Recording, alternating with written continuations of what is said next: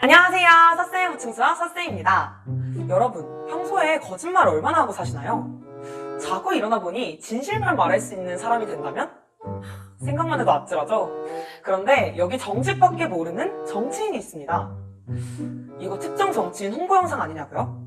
아니요, 바로 영화 정치관 후보 이야기입니다. 라미란 배우가 얼마 전 이 영화로 여우주연상을 탔다고 하는데요. 어떤 영화인지 한번 살펴보시죠. 전 재산을 기부하신 할머니의 이름을 팔아 국회의원에 당선된 주상수. 4선을 노리며 또다시 선거에 나섭니다. 삼선 정치인이면 얼마나 능수능란하게 거짓말을 잘하겠어요. 사람들 앞에서만 허름한 구두를 신고 허름한 집에 들어가고 표를 얻겠다고 교회에 갔다가 청원에 갔다가 영수팔찌를 차기도 합니다. 심지어는 멀쩡하게 살아계신 할머니까지 고인으로 만들어버리죠. 그런데 하루아침에 거짓말을 할 수 없는 진실의 입을 갖게 되는데요. 선거 내내 그동안 했던 거짓말들이 다 들통나면서 벌어지는 이야기를 그린 정치 풍자 영화입니다. 이 영화를 보고 많은 사람들이 통쾌함을 느꼈다고 하는데요. 한번 상상해보자고요. 만약에 4월 7일 앞두고 있는 서울시장 보궐선거에 나온 후보들이 하루아침에 진실의 입을 갖게 된다면 어떻게 될까요? 실제 이런 일이 벌어지진 않을 테니 오늘 제가 한번 진실의 입이 되어 서울시장 후보 검증을 해볼까 합니다. 이번 선거에서는 여당보다는 야당 후보가 누가 될지 아주 관심이 높은데요. 일단 국힘당 후보로 오세훈 씨가, 그리고 제3야당 후보로는 안철수 씨가 정해진 상태입니다. 화제성만큼 이 두 사람이 과연 서울시장 후보가 될 자격이 있을지 지금부터 살펴보시죠. 먼저 오세이돈, 5살 훈이라는 별명을 가진 국민의힘당 오세훈 후보입니다. 오세훈 후보는 2006년에 서울시장에 당선된 적이 있죠. 그런데 앞서 말한 이 별명들이 다 이때 지어진 별명들인데요. 왜 그런지 오세훈 후보가 한 일을 보면 알 수 있습니다. 첫 번째, 오세훈은 사람보다 돈을 택하는 정책을 펼쳤습니다. 오세훈은 무상급식을 하면 나라가 망할 것 같다면서 이걸 주민투표에 붙입니다. 그러고선 1인 피켓팅도 하고 서울시 직원들한테 무상급식에 반대해달라고 편지도 썼다가 되려 혼쭐나죠. 결국 개표할 수 있는 표도 얻지 못한 채 그 책임을 지고 사퇴하게 됩니다. 학교에서만큼은 어떤 아이도 차별받지 않고 밥을 먹게 하자는 이야기가 오세훈에게는 그저 쓸데없는데 돈 들어가는 사업으로밖에 안 보였던 거죠. 이런 시선은 오세훈의 정책 전반에 드러났는데요. 오세훈은 2006년 당선되자마자 30조 원에 달하는 재개발 사업을 추진합니다. 그 과정은 매우 무리하게 그리고 살인적으로 진행되었고 2009년 경찰과 용역 깡패가 철거민을 폭력적으로 진압하는 과정에서 화재가 발생해 많은 사상자를 내게 되죠. 바로 용산 참사입니다. 이후에도 오세훈은 추운 동절기에 한해서는 강제 철거를 하지 않겠다던 약속과는 달리 한겨울에 마포구 용광동에 철거 명령을 내렸고 그 아파트에서 살던 한 노인분께서는 극단적인 선택을 하십니다. 어린 시절 배골며 무허가 판자촌을 떠돌았다고 동정부를 구걸하던 오세훈이 아이들 식판을 빼앗고 판자촌을 깨부수고 철거민들의 삶을 짓밟는 서울시장이 된 겁니다. 두 번째, 국민의 열쇠를 투입한 대규모 개발 사업과 대기업 특혜 논란입니다. 오세훈은 서울을 베네치아로 만든다며 대규모의 토목 건축 사업을 밀어붙입니다. 수해 방지 예산을 대폭 줄이고 한강 강변을 예쁘게 디자인하겠다면서 한강 르네상스 사업에 5,400억 원의 세금을 쏟아붓는데요. 그런데 이렇게 지은 건축물들이 다 물에 잠깁니다. 그리고 서울 시민들의 일상도 다 물에 잠겨버리죠. 정말 한순간에 베네치아가 되어버렸죠. 혈세를 낭비한 수준이 아니라 그냥 바다에 버린 수준이었습니다. 누구 돈으로 합니까? 혈세 낭비 걱정하는 국민들 의견 지금 무시하고 계신다는 생각 안 하십니까? 오세훈 후보에게 이렇게 따져먹고 싶죠. 오세훈은 이렇게 세금을 건설사에다 바친 것뿐만 아니라 특혜도 주었는데요. 제2롯데월드를 지을 때 이명박, 오세훈이 비행기 활주로까지 바꿔가면서 건물을 세울 수 있게 해줍니다. 또 롯데건설에서 건물 설계 지침을 어기고 111층에서 123층으로 건물을 막 쌓아 올렸는데 서울시에서 그걸 모른 척 눈 감아주고 심지어는 그에 맞게 지침을 변경해주는 특혜를 줍니다. 수미동 대사수입표 누가 지었습니까? 추상숙이요! 그럼 수미동 블랙홀 공원 누가 지었을까요? 추상숙이요? 감사합니다. 질문 있습니다!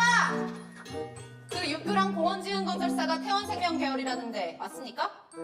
신지선 후보님. 어디서 그렇게 알짜배기 정보를 드셨을까요?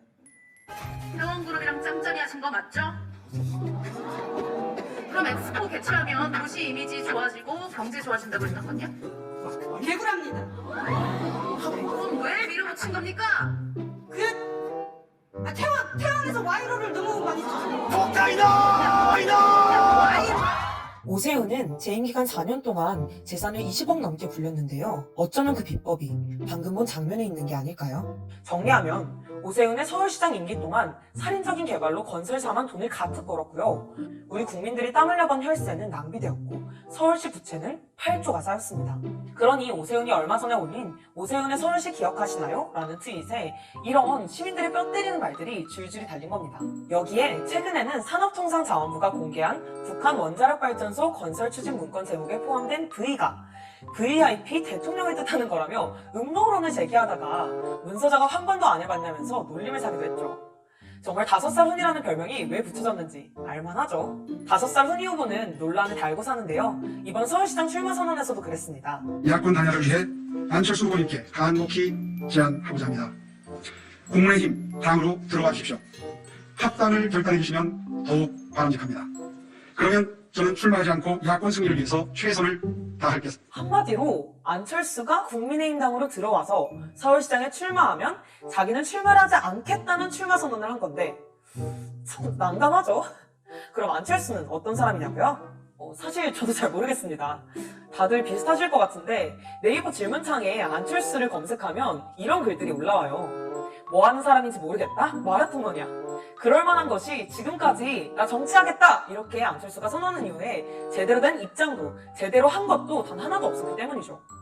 선거에서 당선되어서 한 자리를 차지하겠다는 게 목적이라 이당 저당 기웃기웃거리며 당 깨기만을 수없이 반복했지 정말 국민을 위해 일해본 적은 없습니다. 그건 어느 정치인이나 다 똑같지 않냐고요?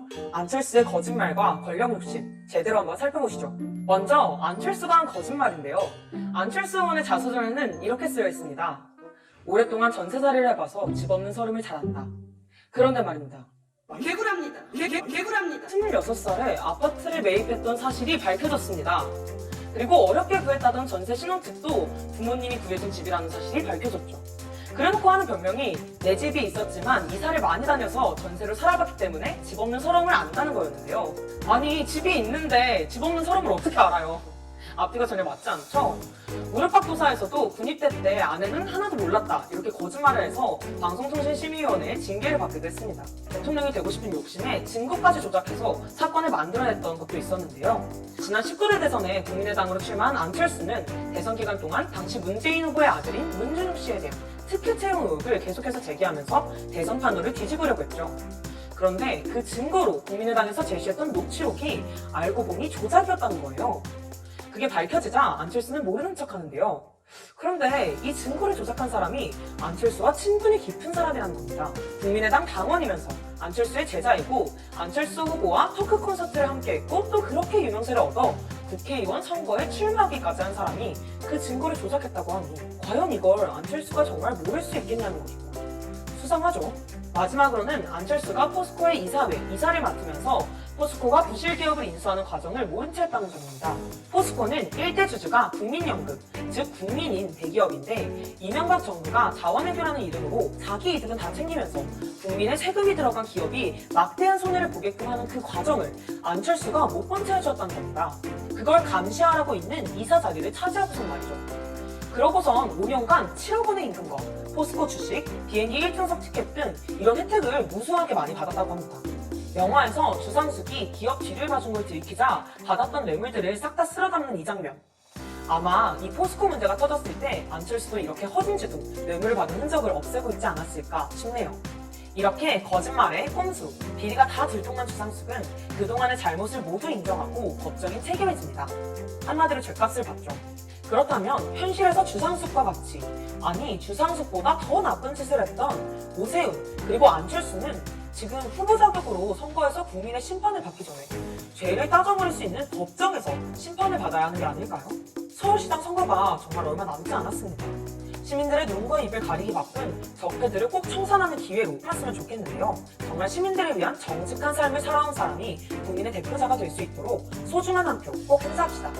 그리고 더 많은 사람들이 잘 알고 투표할 수 있도록 구독, 좋아요, 알림 설정까지 꼭 부탁드립니다. 오늘 서쌤의 보충 수업은 여기서 마무리하도록 하겠고요. 다음 시간에 또 만나도록 하겠습니다. 안녕, 다음 시간에 또 만나요.